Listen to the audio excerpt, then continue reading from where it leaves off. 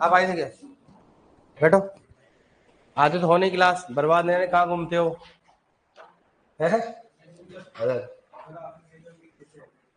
मैं तो आ गया था, इधर था ही। मैं तो क्लास थी कल। ऐसा है क्या? किसने बोला? सही बता भाई। अगर नहीं बोला हो तो झूठ बोलते हो तो। कल मजे ले रहे तुम, कहीं गए? बताओ लास्ट टाइम क्या पढ़े थे अपन? फर्नीचर का पढ़ लिया अपने? पढ़ना अपने को। फर्नीचर का होता क्या, बताओ बताओ। फर्नीचर का मतलब क्या होता है? हाँ, फर्नीचर का मतलब होता है मतलब किसी भी उर्वरक को या किसी भी पोषक तत्व को पानी को मिलाकर क्या करना, उसको छिड़काव करना होता है और फुलना। उर्वरक देने की विधि में पढ़ रहे हैं अपन। सो एग्री वैकेंसी कब तक आएगी? ये क्वेश्चन मत पूछना। वैकेंसी जब जिस दिन सिलेबस कंप्लीट हो जाएगा ना, उस दिन आ जाएगी। जैसे आने वाली है, ऐसे बोल रहे हैं लोग। अब पहले से झूठ नहीं बोलते हैं ताकि आसान। क्या आपका सिलेबस कंप्लीट है क्या? बस तो फिर आपको टेंशन, आप पूरा पढ़ो, पढ़ यार। अभी टाइम लगेगा 2 4 5 महीने, लेकिन बहुत बढ़िया। ठीक है। और इस प्रकार से तैयारी, इस प्रकार का सिलेक्शन लेना ही है, तभी मामला सेट होगा। एग्रीकल्चर में खूब सारी वैकेंसी आ चुकी है भाई साहब। जिंदगी में सोचे नहीं थे कि इतनी वैकेंसी आएंगी, लेकिन आ रहा है। तो बताओ, अपन बात करें पानी छिड़काव। पानी छिड़काव मतलब क्या होता है? पानी मिलाकर क्या करना। तो पानी छिड़काव के लिए यूरिया की सांद्रता कितनी होती है? 2%, बताया मैंने आपको। और सूक्ष्म पोषक तत्व कितने होता है? 0.5%। अगर आप यूरिया का पानी छिड़काव करना चाहते हो तो लगभग सांद्रता कितनी होती है? 2%, लिखा दिया आपको। और किसी भी सूक्ष्म पोषक तत्व का अगर आप पानी छिड़काव करना है तो सांद्रता कितना लगता है? 0.5। इसका मतलब यूरिया में क्या पाया जाता है? नाइट्रोजन। इसका मतलब ये हुआ कि नाइट्रोजन तथा सूक्ष्म पोषक तत्वों का पानी छिड़काव उपयुक्त माना जाता है या किया जाता है। नाइट्रोजन व सूक्ष्म पोषक तत्वों का पानी छिड़काव किया जाता है मुख्यतः। हालांकि किसी का भी कर सकते, मुख्यतः किसका कर सकता हो? नाइट्रोजन व सूक्ष्म। अब फॉस्फोरस का क्यों नहीं करते? पोटेशियम का क्यों नहीं करते? बताइए, आपको मालूम पौधों में क्या होता है वो आपको मालूम है। तो मुख्यतः किसका कर सकता हो? नाइट्रोजन का और सूक्ष्म पोषक तत्व। नाइट्रोजन का में, नाइट्रोजन में कौन सा होता है? यूरिया। यूरिया की सांद्रता कितनी होती है? 2%। और सूक्ष्म पोषक कितनी होती है? 0.5। दूसरी बात, जहां पर पानी की कमी होती है वहां पर आप पानी छिड़काव कर सकते हो। जैसे मान लो, अगर आप क्यों सर ऐसा क्यों? क्योंकि अगर मान लो मर्दा में करोगे तो मर्दा में एक समस्या होती है। क्या होती है बताओ? मर्दा में क्या होता है? न्यू स्टैंड है, नया स्टैंड भाई। 3 4 पुराना हो गया फिर तो। 3 4 दिन में जंग लग गई, तेरे जंग है।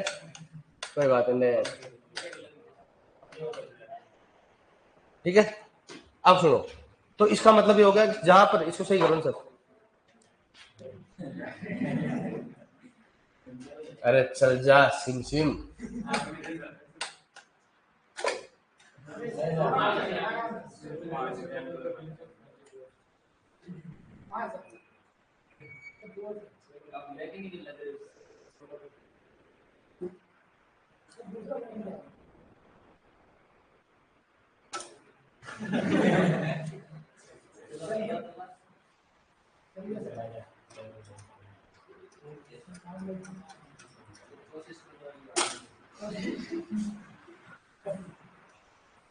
अरे चल जा भाई।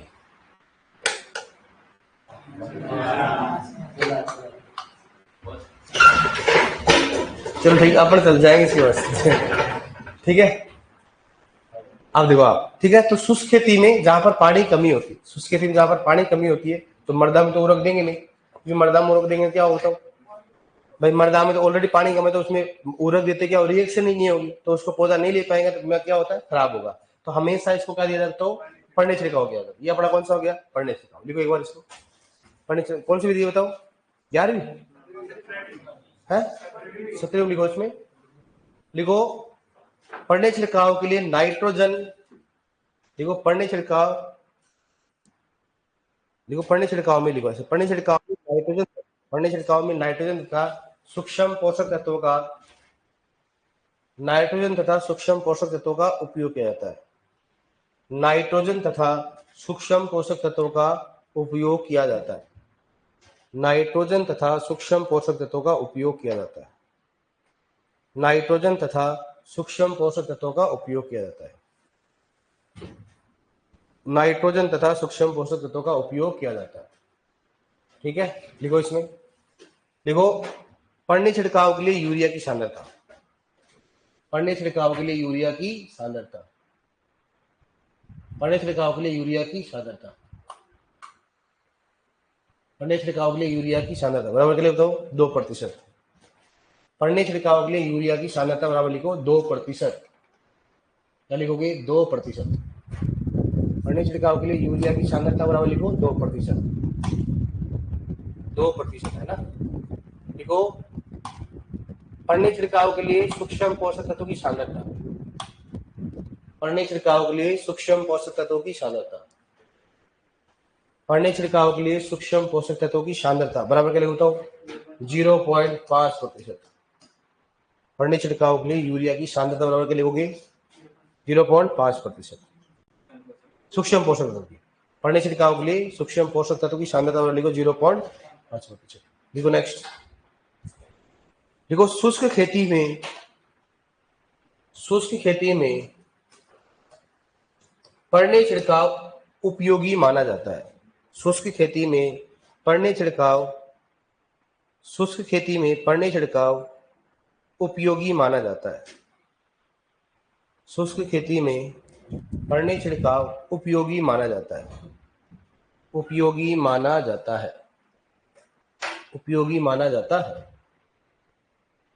उपयोगी माना जाता है, उपयोगी माना जाता है। लिखो नेक्स्ट। अब देखो ये अपना कौन सा हो गया पूरक, देने की विधि क्या होगी खत्म। अब देखो आप देखो हेडिंग डालो सूक्ष्म पोषक तत्वों के उर्वरक, हेडिंग डालो सूक्ष्म पोषक तत्वों के उर्वरक, सूक्ष्म पोषक तत्वों के उर्वरक। देखो हेडिंग डालो इसी में उर्वरक में चल रहा है सूक्ष्म पोषक तत्वों के उर्वरक। भाई अपन पढ़ा नाइट्रोजन युक्त उर्वरक, फास्फोरस युक्त उर्वरक, ऐसे कौन से होते हैं सूक्ष्म पोषक तत्वों के उर्वरक। अब देखो इधर देखो आप, एक होता है जिंक सल्फेट, कौन सा होता है जिंक सल्फेट। दूसरा कौन सा होता है जिंक सल्फेट। एक होता है इसमें जिंक ऑक्साइड, कौन सा होता है जिंक ऑक्साइड। ठीक है, एक होता है जिंक चिलेट, बात करते हैं जिंक चिलेट, जिंक चिलेट। ठीक है, दूसरा कौन सा होता हो जिंक चिलेट हो गया। उसके बाद कौन सा हो गया फेरस सल्फेट, इसकी बात करते हैं फेरस सल्फेट, कौन सा हो गया हाँ जिंक ऑक्साइड फेरस सल्फेट, इसकी बात करते हैं फेरस सल्फेट। ठीक है, एक होता है फेरिक सल्फेट, इसकी बात करते हैं फेरिक सल्फेट, फेरिक सल्फेट। एक कौन सा होता है फेरिक ऑक्साइड। और क्या होगा आयरन चिलेट, इसकी बात करते हैं आयरन चिलेट। आयरन कौन सा हो गया चिलेट। ठीक है, और बताओ नेक्स्ट में क्या हो गया पायराइट, इसकी बात करते हैं पायराइट हो गया। ठीक है, नंबर का है एक हो गया, दो, तीन, चार, पाँच, छ, सात, कौन सा हो गया 8। ठीक है, 9, 10। एक होता है बोरिक अम्ल, इसकी बात करते हैं बोरिक अम्ल। 11 हो गया बोरेक्स, इसकी बात करते हैं बोरेक्स। ठीक है, कौन सा हो गया सोलूबर, इसकी बात करते हैं सोलूबर। एक कौन सा होता है 13 बोरेट, इसकी बात करते हैं बोरेक्स और बोल बोरेट। ठीक है, और 13 कौन सा बता 14 कौन सा हो गया अमोनियम, कौन सा हो गया अमोनियम मोलिबडेट, मोलिबडेट, अमोनियम मोलिबडेट। ठीक है, और 15 कौन सा बताओ अमोनियम मोलिबडेट के बाद कौन सा हो गया इसमें हाँ कॉपर सल्फेट, इसका बात करते हैं कॉपर सल्फेट, क्या होता है कॉपर सल्फेट। ठीक है, और बताओ हाँ एक और जिंक को पढ़ेंगे जिप्सम पढ़ेंगे। अब इसमें तो H2 क्या होता है बताओ H2, और ये कौन सा होता है 7H2। इतना तो मालूम रहेगा जिंक सल्फेट जेड ये तो मालूम है, लिखो दोनों को क्या बोलते हैं, इसको क्या बोलते हैं जिंक सल्फेट, क्या बोलेंगे इसको जिंक सल्फेट होता है जिंक सल्फेट। और ये भी क्या होता है बताओ जिंक सल्फेट, ये भी क्या होता बताओ जिंक सल्फेट हो गया जिंक सल्फेट। ठीक है, ये भी कौन सा हो गया जिंक सल्फेट, ये भी कौन सा हो गया जिंक सल्फेट। यहां पर बात करते हैं यहां पर कितना होता हो कितना हो गया 35%। कौन सा हो गया इसमें 35, कई जगह इसमें क्या होता है 33 भी होता है। कितना होता है 33, क्या हो गया 33% हो गया, ठीक है। और यहां पर कितना होता हो, कितना होगा रे 25%, क्या होगा 25। यहां पर जो होता है वो 17.7% क्या होगा, क्या होता है सल्फर, क्या होगा इसमें सल्फर। कई जगह इसमें 33 और क्या होता है 23, 33 और 23। सल्फर कितना होता है 17.7। जिंक ऑक्साइड में कितना होगा 77% क्या होगा इसमें जिंक, ठीक है। और इसमें क्या होता है जिंक की बात करते हैं, ये भी कौन सा बताओ जिंक की बात करते हैं, ठीक है। अब बताओ जिंक चिलेट में कितना हो गया 12 से 14% क्या हो गया जिंक। पिछली बार 12 लिखा है था, लेकिन अगर आए तो क्या करना अपने को 14%, क्या करना अपने को। अगर रेंज में आए अगर 12 से 14 करना है, अगर अलग अलग आए तो क्या करना अपने को 14% करना है। फेरस सल्फेट इसको बात करते हैं, तो कौन सा होता है फेरस, इसको बोलते हैं फेरस सल्फेट। क्या बोलेंगे इसको फेरस सल्फेट, ठीक है। और ये होता है फेरिक सल्फेट, क्या बोलेंगे इसको ferric sulphate, ferric sulphate. Ferric क्या होता है सल्फेट। फेरस सल्फेट को बताया Fe+2 क्या होता है बताओ। और फेरिक का मतलब क्या होता है Fe+3, क्या होता है Fe+2। Fe+2 क्या होता है, क्या होता है फेरस। और फेरिक का मतलब क्या होता है Fe+3। कौन सा हो गया Fe+3, Fe+2। अब देखो +2 मतलब क्या हो गया 19% क्या होगा इसमें आयरन।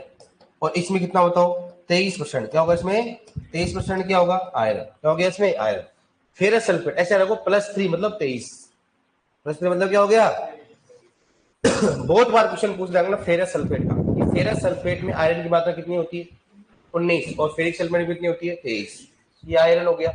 और याद रखना फेरस सल्फेट में 18.8% क्या पाया जाएगा सल्फर, क्या पाया जाएगा सल्फर। फेरस ऑक्साइड में कितना हो गया 78%, क्या होता हो 78% क्या होगा इसमें आयरन। और आयरन चिलेट में वही होता सेम होता, कितना होता 12 से 14%। लेकिन आयरन क्या करना पड़ेगा तो 14%, क्या पाया जाता है इसमें आयरन, क्या पाया जाता है आयरन, रखना है अपने को। नेक्स्ट कौन सा बताओ पायराइट, कितना होता है उसमें 20% क्या होगा इसमें, क्या होगा आयरन, इसमें आयरन। और लगभग 22 से कितना होगा 20 से 22 कितना होगा इसमें सल्फर, क्या पाया जाएगा इसमें सल्फर। 20 से 22% क्या होगा इसमें सल्फर की मात्रा हो, ठीक है। बोरिक अम्ल में कितना हो गया 17% क्या होगा इसमें बोरोन हो गया। बोरेक्स में कितना हो गया, कितना हो गया सोलुबर, बोरेक्स और बोरेट, हाँ बोरेक्स में कितना हो गया 11% क्या होगा बोरोन। सोलुबर में कितना हो गया 20% क्या होगा बोरोन। और बोरेट में कितना होगा बताओ, कितना होगा 14% क्या होगा इसमें बोरोन, ठीक है। अमोनियम मोलिब्डेट में होगा लगभग 52% क्या होगा इसमें मोलिब्डेनम, क्या होता है मोलिब्डेनम। और कॉपर सल्फेट में कितना जानते हो इसका होता है, क्या होता है कॉपर सल्फेट, क्या होता है कॉपर सल्फेट। इसमें कितना बताओ, इसमें होता है कितना, हाँ 21%, कितना हो गया 21% क्या होगा इसमें कॉपर। कई जगह 24% भी, कई जगह का है 24%। और 16 नंबर का कौन सा जिप्सम, इसकी बात करते हैं जिप्सम की बात करते हैं। जिप्सम में क्या होगा 18.4% क्या होगा सल्फर।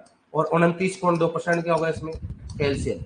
और जिप्सम का सूत्र क्या होगा, जिप्सम का सूत्र, जिप्सम का सूत्र क्या होता है बहुत बार क्वेश्चन पूछता बताओ क्या होता है CaSO4 डॉट क्या dot 2s2, CaSO4 dot 2s2।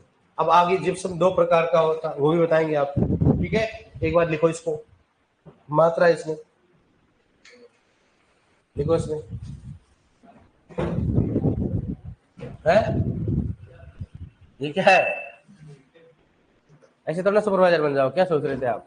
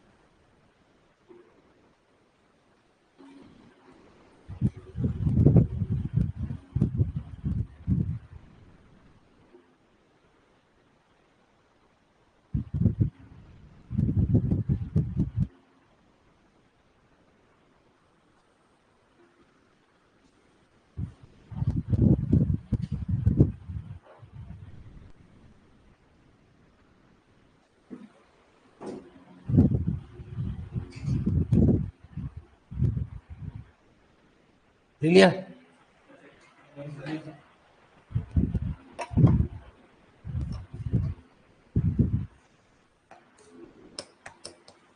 वो रग भी क्या हो गया? खत्म होने वाला है। वो रग भी क्या होने वाला है? खत्म। अब कौन सा पढ़ेंगे?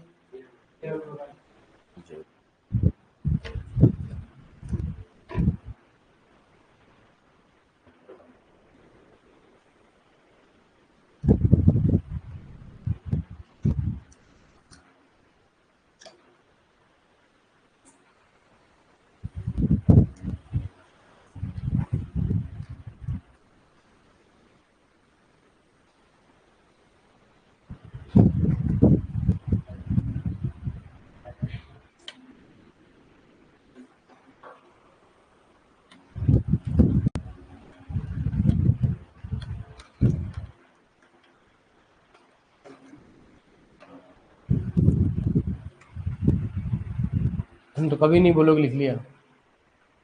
बैठे रहते आराम से लिख लिखा के। शांति मिली शांति। क्या सोच रही? सुपरवाइजर की डेट आ जाए, थोड़ी बहुत भड़क हो, तो क्या सोच रही? तो आप ही रहोगे क्या? 4 बैच बन जाए अभी तक। पिछली बार कितनी बैच थे? 14 बैच। सुपरवाइजर तो सुपरवाइजर होते भाई साहब। है? सिलेक्शन देख लेना आया था, पिछली बार नहीं देखा था तुम? पिछली बार बढ़िया देखना, बहुत सिलेक्शन हुए हैं। आधे तो मतलब ऐसे होते हैं, मतलब लगभग ऑनलाइन में, ऑफलाइन में तो काफी हुए हैं। ऑनलाइन में देखना काफी सिलेक्शन है। टॉप रैंक अपनी यहीं से आई है। बढ़िया अच्छा, मतलब कभी भी है ना रिजल्ट देखो, लेकिन एक बार बच्चों को पूछो, उसको पूछना चाहिए। जो पढ़ के गए ना उनसे पूछा करो।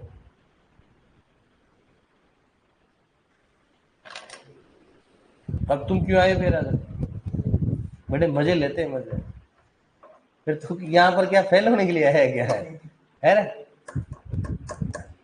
अंकल उदयपुर में मन लगता है इसलिए आ गया।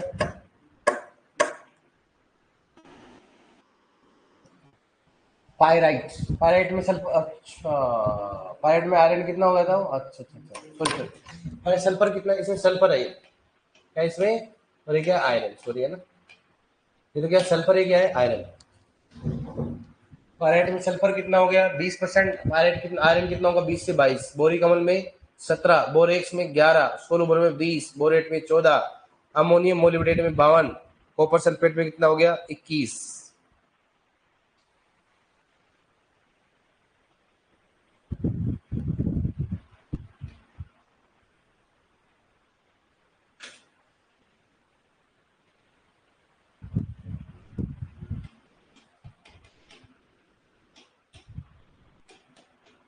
क्लियर?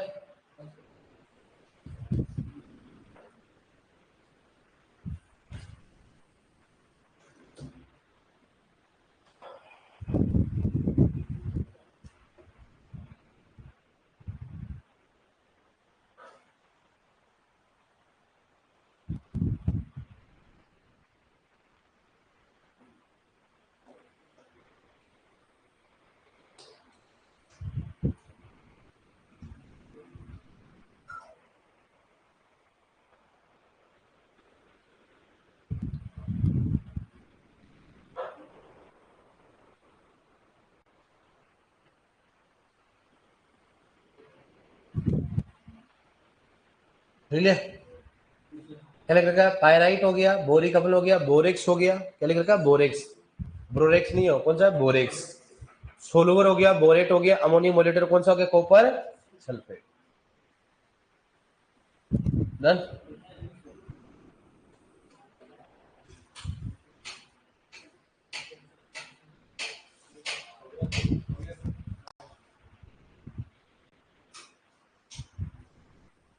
नैनो डीएपी लिखा दिया ना आपको मैंने?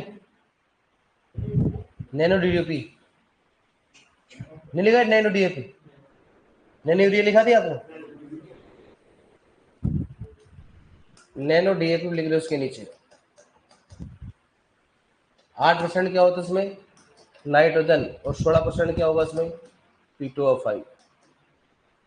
Nano DAP.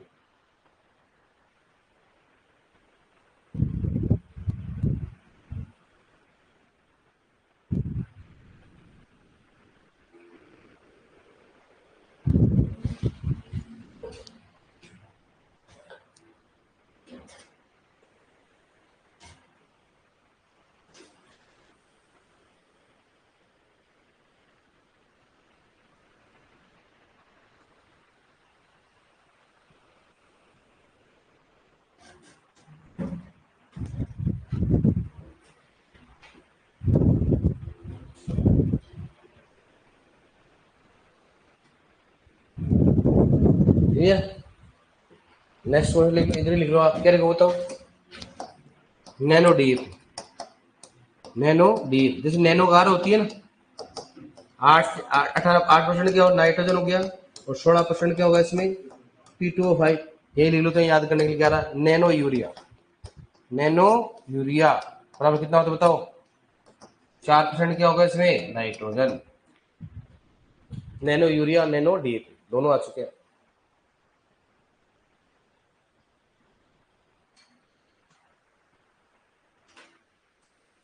लिख लिया।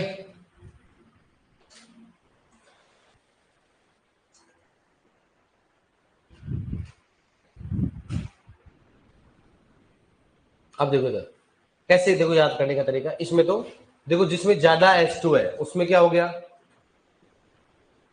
कम कम है, जिसमें ज्यादा H2 मतलब जिंक की मात्रा क्या है और जिसमें कम है उसमें क्या है ज्यादा है। ठीक है, ऐसे याद रखो इसमें। तो जिंक सल्फेट में क्या क्या पाया जाएगा, जिंक और सल्फर, ये अपने खुद को दे रखा, बताओ क्या तो क्या है जिंक, दूसरा कौन सा हो गया सल्फर हो गया, दूसरा हो गया जिंक ऑक्साइड में कितना होता है 78%। नॉर्मली पूछा जाता है जिंक सल्फेट में जिंक की मात्रा कितनी है तो बताओ, तो फॉर्मूला आएगा। नेक्स्ट है जिंक चिलेट में की बात करें कितना, तो 12 से 14। लेकिन आज क्या करना पड़ेगा, सब ज्यादा इन दोनों का ध्यान रखना, ये ज्यादा पूछते हैं। एक तो फेरस सल्फेट, दूसरा कौन सा होता है फेरिक सल्फेट। फेरस आप जानते हो Fe+2 होता है, फेरिक क्या होता है Fe+3। तो फेरस सल्फेट में आयरन कितना होता है 19%, लेकिन फेरिक में कितना होता है 23। इंपोर्टेंट ध्यान रखना। और अपने कैसे याद रखना, +3 फेरिक मतलब +3 होता है, इसलिए क्या हो गया 23, क्या हो गया 23। फेरिक में कितना होता है 23, फेरस में कितना होता है 19। फेरस ऑक्साइड में कितना होता है 78%, क्या होता है आयरन, फेरस ऑक्साइड क्या लिखेगा, फेरस है ऑक्साइड। और आयरन चिलेट में कितना होता है 12 से 14 आयरन होता है। और क्या करना पड़ेगा, क्या करना पड़ेगा 14 करना है।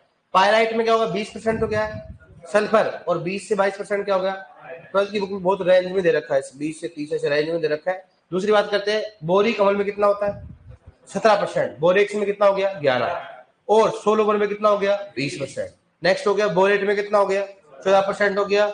अमोनियम मोलिब्डेट में कितना होता है बताओ, कितना हो गया अमोनियम मोलिब्डेट में कितना हो गया 52% क्या हो गया मोलिब्डेनम हो गया। और कॉपर सल्फेट में कितना हो गया 21% क्या हो गया कॉपर हो गया।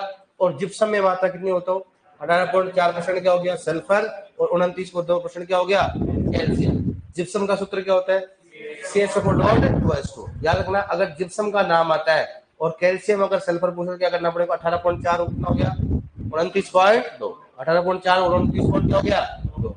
अब सुनना कैसे क्वेश्चन आएगा, ऐसे आ जाएगा जिप्सम में कैल्शियम की मात्रा होती है कितनी होती है 29, जिप्सम में सल्फर की मात्रा होती है, नैनो यूरिया में नाइट्रोजन की मात्रा होती है, नैनो डीएपी में नाइट्रोजन की मात्रा होती है।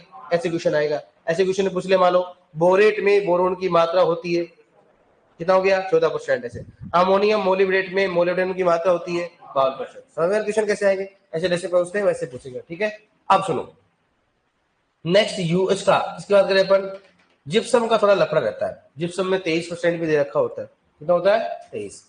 जिप्सम का नाम ले, इसकी बात करें जिप्सम, तो जिप्सम का नाम आए तो क्या करोगे 29.2 तो क्या होगा, क्या करना है कैल्शियम।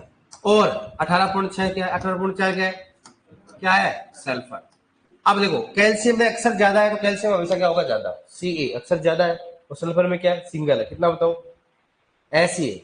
हमेशा ये ध्यान रखना, अपने ये भी मालूम होता है 29 और 18 मालूम होता है, लेकिन ये मालूम सल्फर कौन सा और कैल्शियम कौन सा है। तो 29 मतलब Ca में अक्सर क्या है, इसलिए क्या होगा बताओ कैल्शियम भी क्या होगा ज्यादा, इसमें सल्फर क्या है सिंगल क्या होगा, इसमें सल्फर भी क्या होगा कम होगा इसमें। अब सुनना इसमें जिप्सम में दो प्रकार का होता है, एक तो CaSO4.2H2, CaSO4.2H2, CaSO4.2H2 जिप्सम में एक तो ये होती है, और एक जिप्सम कौन सी होती है CaSO4 होती है, कौन सी होती है CaSO4। एक कौन सी होती है CaSO4.2H2 है, और दूसरा कौन सा हो गया CaSO4, कौन सा बताओ CaSO4।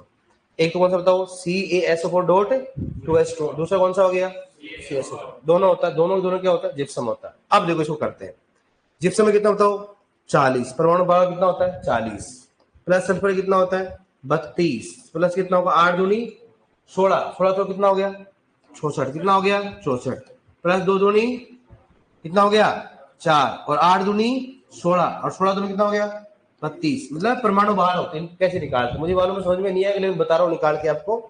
हाँ हाँ कितना हो गया 172, देखो 172 होगा कि नहीं हुआ, अरे 172 को गुणा देखोगे, 172 हो गया ना, इसको काउंट करो आप।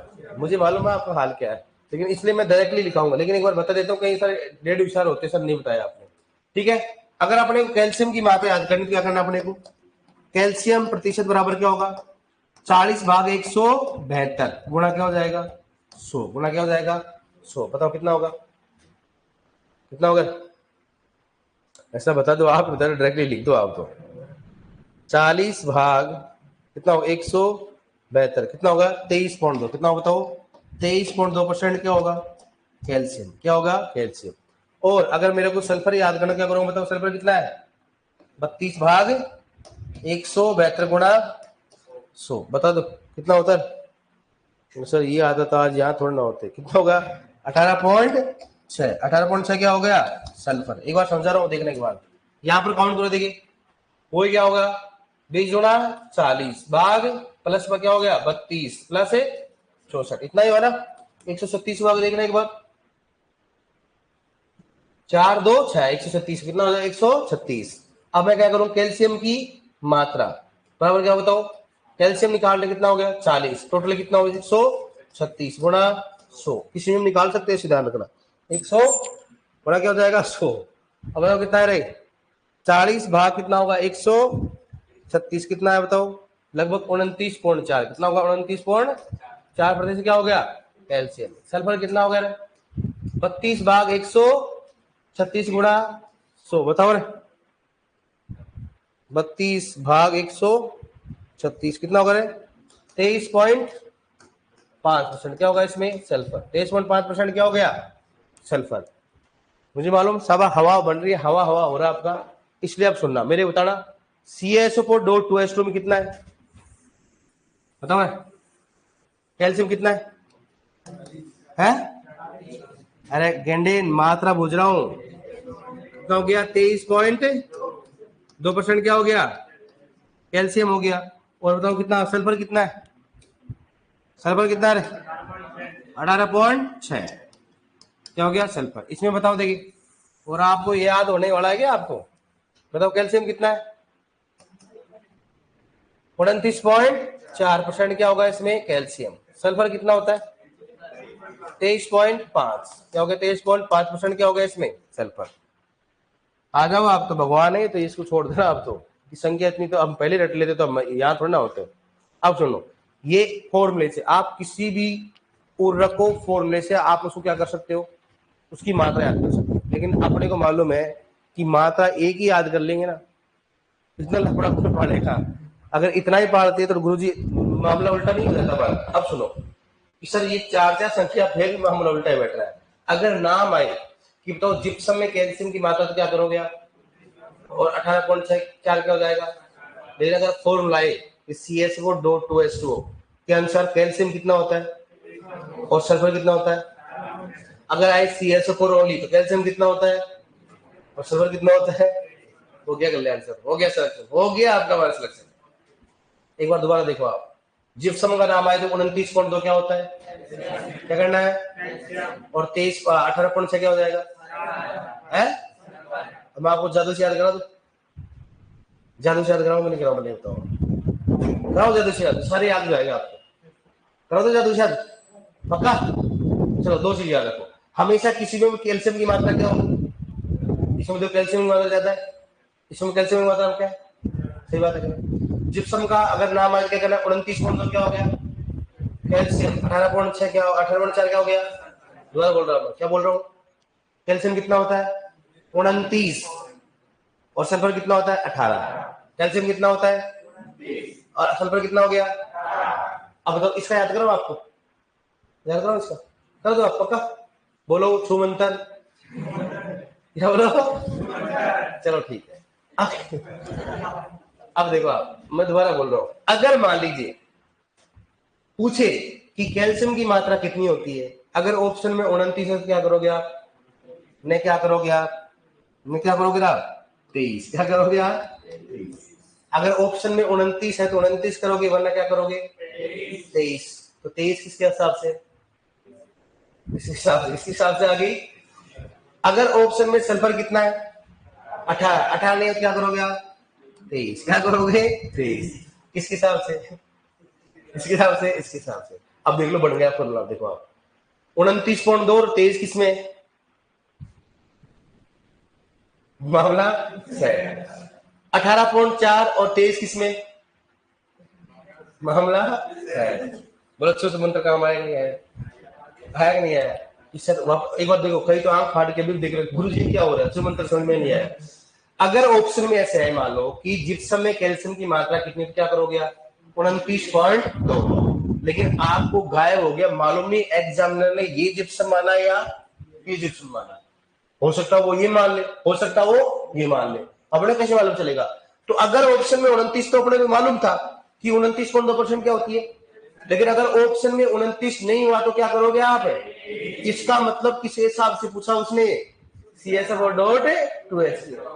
अगर वो पूछे बताओ कि जिप्सम में सल्फर की मात्रा कितनी होती है, 18 अपने को याद थी, लेकिन 18 नहीं होती, क्या करोगे आप? इसका मतलब किसके हिसाब से पूछ रहा हूं? CSF4 के हिसाब से। इसके हिसाब से पूछ रहा हो, याद हुआ कि नहीं हुआ? अरे याद हुआ कि नहीं हुआ भाई? एक बार देख लो, आप क्या बोलोगे बताओ? जिप्सम में कैल्शियम की मात्रा 29.2, सल्फर की मात्रा 29.2 आए तो क्या करोगे? 18.4 नहीं आए तो क्या करोगे? समझ में आया कि नहीं आया है? अगर अभी समझ में आया, सुमंत्र कभी नहीं आएगा। अरे आया कि नहीं आया? दोबारा बोल रहा हूं, अगर 29 नहीं आया तो क्या करना? कैल्शियम 18 नहीं आया तो क्या करना पड़ेगा? समझ में आया कि नहीं आया? अब एक बार देख लेना, इसको थोड़ा बहुत देख ही लेंगे। हाँ भाई इतना हो सर, सही बात है कि नहीं? लिखो। हाँ दोबारा मैं भूल गया, थोड़ा सा मेरी गलती हो गई है, इनको लिख दिया मैंने, मिटा देता हूँ इनको, है ना? है सर, ये आप है ना, इनको मिटाओ, जल्दी से मिटा दो बस। आप देखते भेजा घूम रहा था, ऐसे लग रहा था कहाँ जाओ और कहाँ नहीं जाओ। ये लिखो बस, सही बात है नहीं? अब सही है, अब शांति है सर, अब सिस्टमेटिक लग रहा है। और इसको मिटा रहा हूं मैं, आप लिख दो एक बार लिखो इसको, फिर आपने रफली अपनी अपने भाषा में लिखना। 23 है ना, उससे पेंसिल से समझ गए इसका मतलब क्या होता है? 29 नहीं हो तो क्या करोगे? 23। 18 नहीं हो तो क्या करोगे?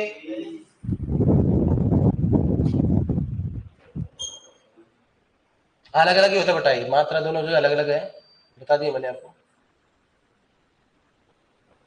सर जी आज हम गलत क्लास में ऐड हो गए कि भाई साहब कैसे गायब हो गए भाई साहब? गलत क्लास में कैसे गायब हो गए? अरे गलत क्लास में ऐड हो गए, क्यों हो गए भाई? ऐसे क्या गलती कर दी?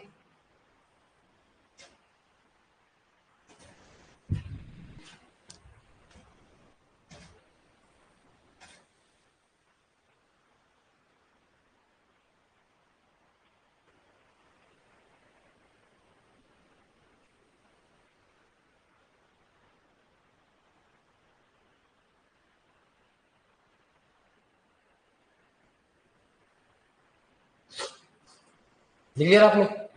समझ में आया नहीं है?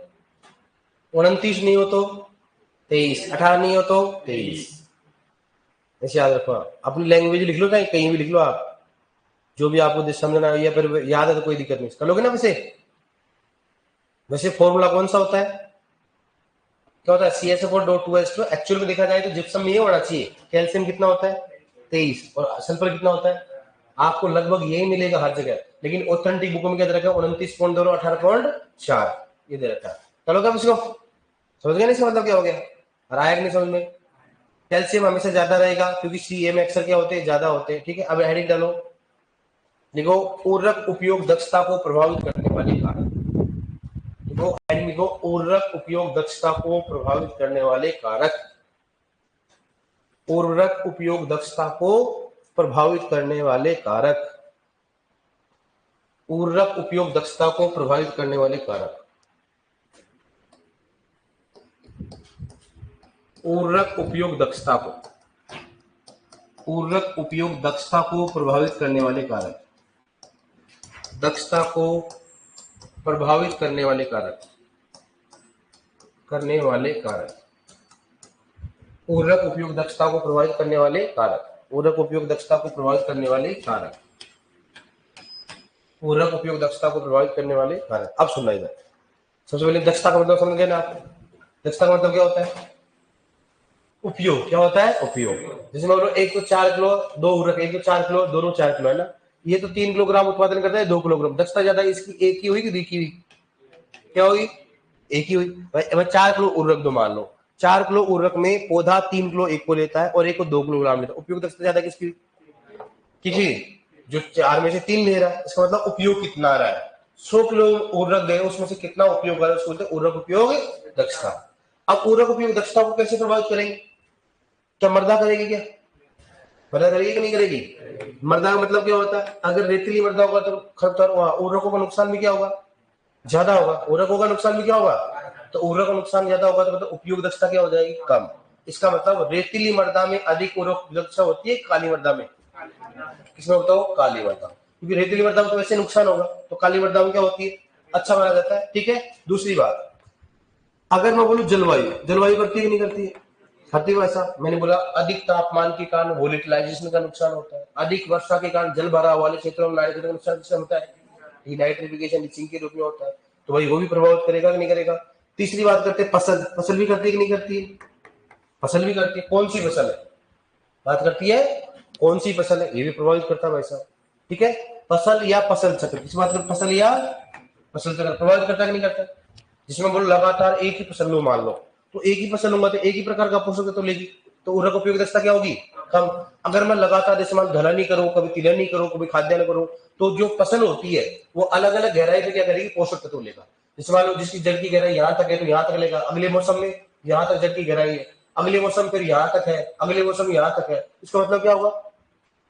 फसल को क्या होगा? जो उर्वरक ले रही है वहां से, जो पोषक तत्व ले रही है, उसकी क्या होगी? गहराई क्या होगी? अलग अलग होगी, तो आराम से पोषक तत्व भी क्या होगा? अलग अलग जगह से ले लेगा। इसका मतलब क्या होगा कि दलहनी फसल को फसल चक्र में ऐड किया जाता है तो हमेशा उर्वरक उपयोग दक्षता क्या होती है? ज्यादा। क्या होती है? ज्यादा। समझ में आ गया? नहीं बताओ आप। अब इसमें सबसे इंपॉर्टेंट बस ये है, और एक और लाइन है बताओ, 4 4R का उपयोग करके, इसको बताओ 4R, इसका उपयोग करके 4R। कि सर 4R होता क्या है? इस बार करें अपन 4R। एक होता है राइट प्लेस, क्या होता है? Right place. राइट क्या होता है? प्लेस। राइट टाइम, इसकी बात करते हैं राइट टाइम, क्या होता है? Right time. राइट सोर्स, क्या होता है? Right source. ठीक है। और क्या होता है तो राइट क्या होता है? अमाउंट। क्या होता है बताओ? Right amount. देखो क्या क्या बताओ, राइट सोर्स, राइट टाइम और राइट अमाउंट।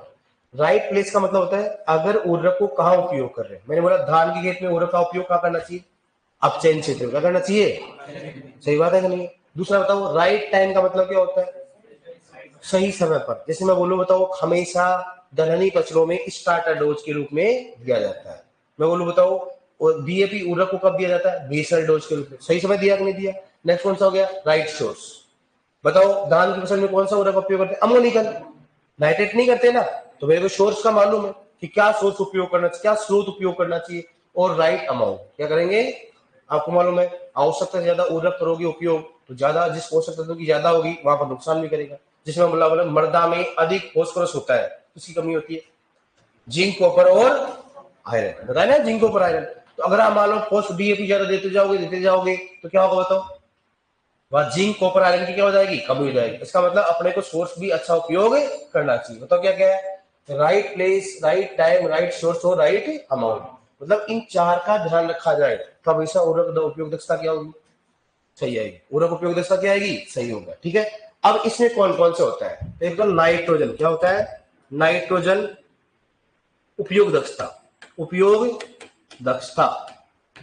ठीक है। एक होता है नाइट्रोजन उपयोग दक्षता, उपयोग दक्षता। ठीक है। एक होता है फॉस्फोरस उपयोग दक्षता, उपयोग दक्षता होती है। ठीक है। और नेक्स्ट कौन सा बताओ? पोटेशियम उपयोग दक्षता, उपयोग दक्षता। और ये सूक्ष्म पोषक, इस बात करते हैं सूक्ष्म पोषक तत्व, सूक्ष्म पोषक तत्व दक्षता क्या होती है? दक्षता। कौन कौन सा बताओ? नाइट्रोजन उपयोग दक्षता, नाइट्रोजन उपयोग दक्षता, फॉस्फोरस उपयोग दक्षता, पोटेशियम उपयोग दक्षता। कौन सा हो गया? सूक्ष्म। ठीक है। अब सुनना, ये होता है अपलैंड, इसकी बात करते हैं अपलैंड। ठीक है। ये कौन सा होता है? लो लैंड। क्या होता है बताओ? लो लैंड। क्या बताऊंगा आपको दोनों? ठीक है। अपलैंड का मतलब क्या होता है? मैंने बताया आपको नहीं होता है? अपलैंड का मतलब क्या होता है? लो लैंड का मतलब होता है लैंड क्या है? नीचे। पानी क्या है? ऊपर। लैंड क्या है? नीचे। पानी क्या है? ऊपर। तो धान की खेती, धान की खेती पानी वाली खेती करते हैं ना। लैंड क्या होती है? नीचे। पानी क्या होता है? ऊपर। इसीलिए मतलब क्या हो गया? लो लैंड। अप लैंड में तो ऑटोमेटिक अप लैंड है, समझ में आएगा। लो लैंड का मतलब क्या हो गया? पानी नीचे नहीं, लैंड नीचे है, पानी क्या हो गया? लो लैंड। अपलैंड का मतलब क्या होगा? अपलैंड मतलब ऊपर लैंड है, अपन अपलैंड पे रहते हैं, सही बात है कि नहीं है? तो अपलैंड और लो लैंड, अपलैंड और अब अपलैंड में बात करते हैं तो यहाँ पर होता है 40 से 60। आ रहा हूँ गेंडे, आ रहा हूँ, टेंशन मत लेते। इसमें कितना? 20 से 40%, 20 से है 40%। फॉस्फोरस कितना होता है बताओ? 10 से 20% दक्षता होती है। और यहाँ पर कितना बताओ? 50 से 60%। कितना? 50 से 60। और इसकी कितनी बताओ? 2%। कितनी बताओ? 2%। कितनी होती है? 2%। कितनी होती है बताओ? 2%। तो बताओ नाइट्रोजन की उपयोग दक्षता कितनी होती है? 20 से 40। किसमें? लो लैंड में। इसका मतलब धान के खेत में नाइट्रोजन का नुकसान अधिक होता है, लीचिंग और डिनाइट्रिफिकेशन। इसका मतलब 100 किलोग्राम उर्वरक डालेंगे, कितना काम आएगा? ओनली। और अगर हम नॉर्मली अगर 100 किलोग्राम यूरिया करके ना 40 से 60, लेकिन 100 किलोग्राम डीएपी यूज करें, कितना काम आएगा? 10 से। फॉस्फोरस का तो मृदा में अचानक होता है, क्या होता है? इसलिए इसकी दक्षता क्या होती है? कम होती है, ठीक है। और पोटेशियम कितनी? 50 से 60। और सूक्ष्म की कितनी होती है? कितना होता है? 2%। समझ में आ गया? बताओ नाइट्रोजन उपयोग दक्षता, ऐसे क्वेश्चन पूछते हैं, ये तो बहुत ही बेसिक क्वेश्चन है, तीन तो ऐसे पूछते हैं। फॉस्फोरस की उपयोग दक्षता होती है कितनी बताओ? 10 से 30%। यहाँ तक समझ में आ गया? चलो गया जी, लो फटाफट फटाफट लिखो। देखो मृदा, देखो मृदा, प्रवर्धन कर लो मृदा। लिखो मृदा में, काली मृदा में उपयोग दक्षता अधिक मानी जाती है। देखो काली मृदा में उपयोग दक्षता अधिक तथा काली मृदा में उपयोग दक्षता अधिक तथा काली मृदा में उपयोग दक्षता अधिक तथा रेतीली मृदा में रेतीली मृदा में उपयोग रेतीली मृदा में उर्वरक उपयोग दक्षता कम होती है। तथा रेतीली मृदा में उर्वरक उपयोग दक्षता कम होती है। तथा रेतीली मृदा में उर्वरक उपयोग दक्षता कम होती है। उर्वरक उपयोग दक्षता कम होती है। उर्वरक उपयोग दक्षता कम होती है। लिखो नेक्स्ट, जलवायु।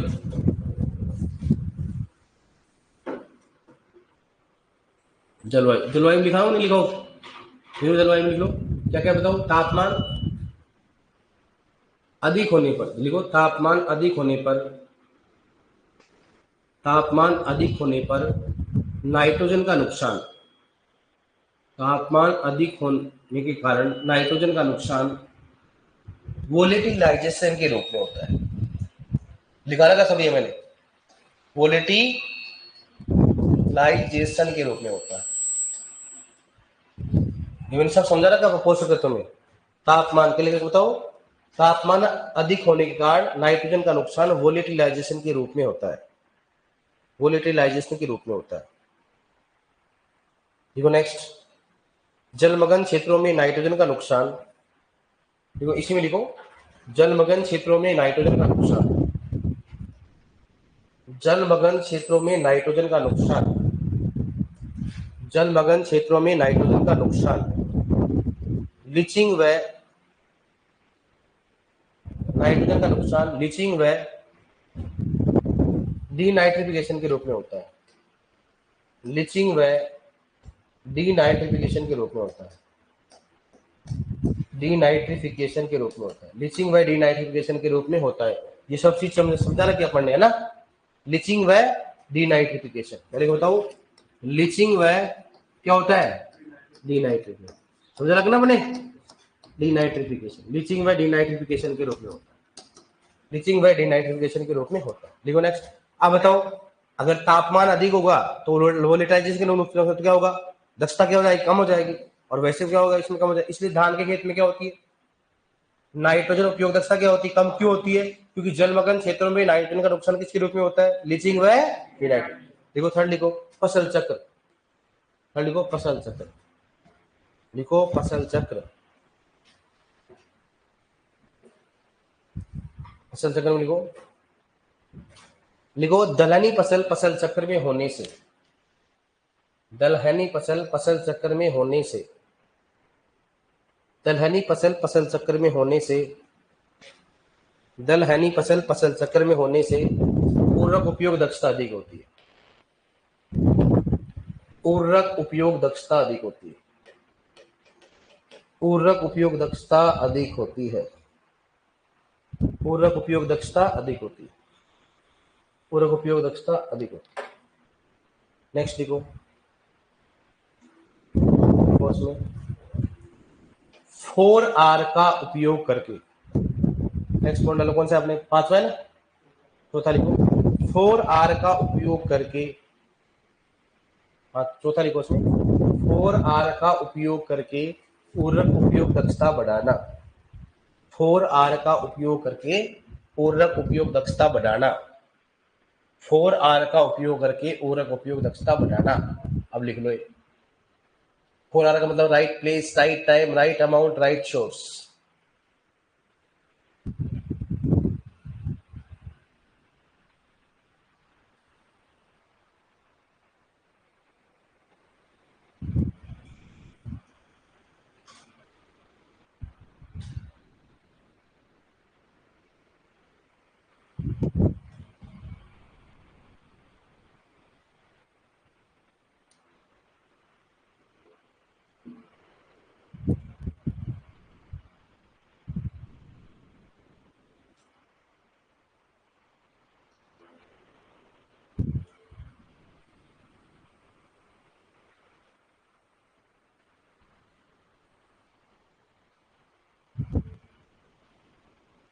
लिख लिया? अब नोट डाल के लिखो। लिख लिया क्या नहीं लिखा? लिख लिया? Right time, right amount, right source और राइट प्लेस। लिया? अब लिखो नेक्स्ट, नोट डाल के लिखो। नोट डाल के लिख लो सारी।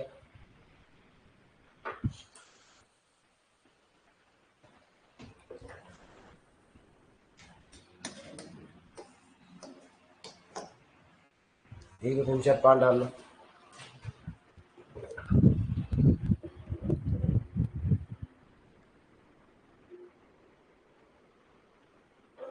ऑनलाइन में कितने स्टूडेंट, अब ऐसे क्वेश्चन पूछते हैं ऑनलाइन में, हमारे थोड़ा मालूम कितने स्टूडेंट है।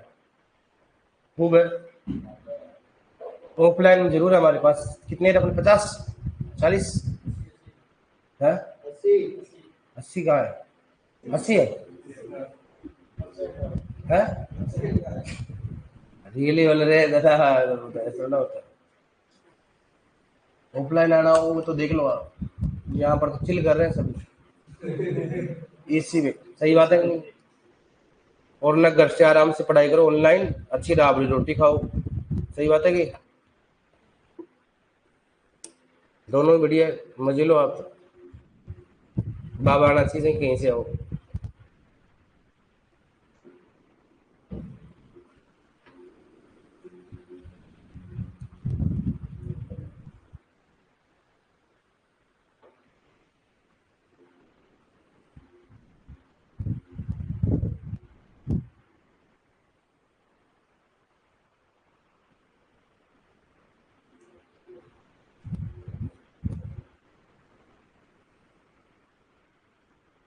क्लियर आपने?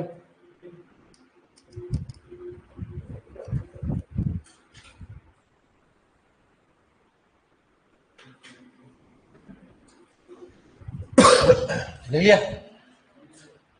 और देखो लो लैंड क्या होता है बता, लिखो लो लैंड और अपलैंड। लिखो लो लैंड। लो लैंड का मतलब क्या होता है बताओ?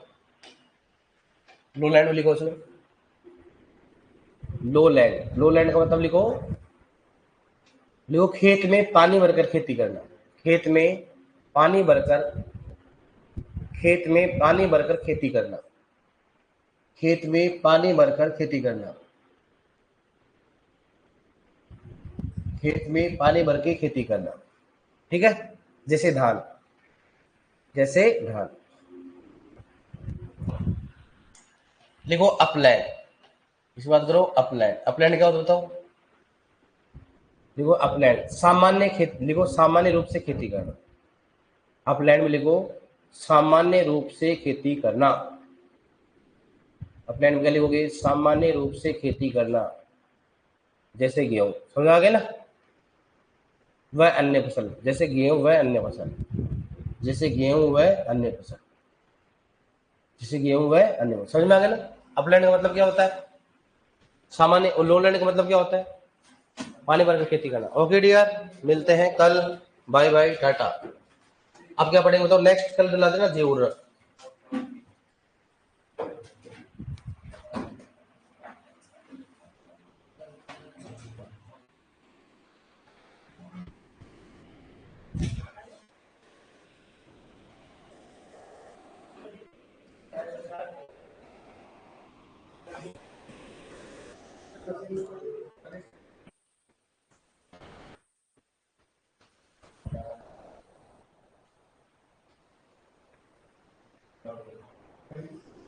हाँ, ये पूछ रहा है कोई ऑनलाइन में कि सर ये प्लेट प्लेसमेंट नर्दा प्लस नाइट्रोजन तथा मर्दा का अनुपात दिखा दिया है, जबकि समझाया अलग था। सही है, अपने क्या लिखा है, नाइट्रोजन प्लेस करोगे।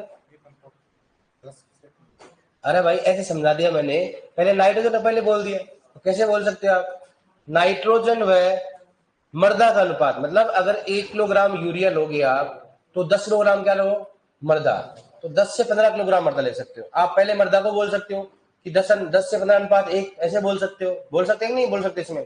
तो इसमें यूरिया तथा, यूरिया मतलब नाइट्रोजन, नाइट्रोजन तथा मर्दा को एक साथ मिलाकर उसको प्लेट बनाते हैं, लड्डू बनाते हैं, ऐसे मानो आप। तो इसका उल्टा सुल्टा कर सकते हो आप, एक अनुपात 10 से 15 हो सकता है, 10 से 15 1 भी हो सकता है, मतलब नाइट्रोजन कितना होगा 1 होता है और मर्दा कितना होगा 10 से